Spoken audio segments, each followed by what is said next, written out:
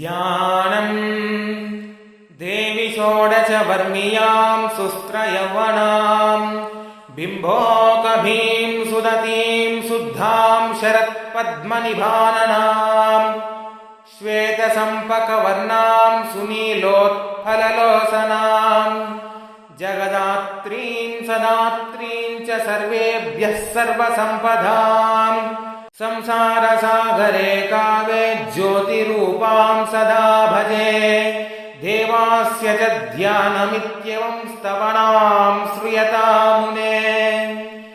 श्रीमहादेव उवाच रक्ष रक्ष जगन्मात देवि मङ्गलचण्डिके हारिकविपताम् रासे हर्षमङ्गलकारिके हर्षमङ्गलदाक्षिण्य हर्षमङ्गलदायिके शुभमङ्गलैदाक्षिण्यम् शुभमङ्गलचण्डिके मङ्गलम् मङ्गलार्हो च सर्वमङ्गलमङ्गले सताम् मङ्गलते देवीम् सर्वेषाम् मङ्गलालये पूज्यमङ्गलवारे मङ्गलाभीष्टदेवते पूज्ये मङ्गलवशः समनोवंशस्य सन्तताम् मङ्गलातिष्ठातृदेवि मङ्गलानाम् च मङ्गले संसारमङ्गलाधारे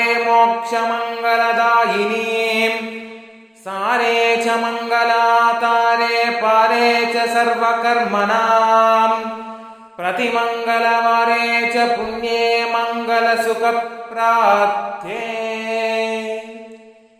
इति श्रीमङ्गलचण्डिकास्तोत्रम् सम्पूर्णम्।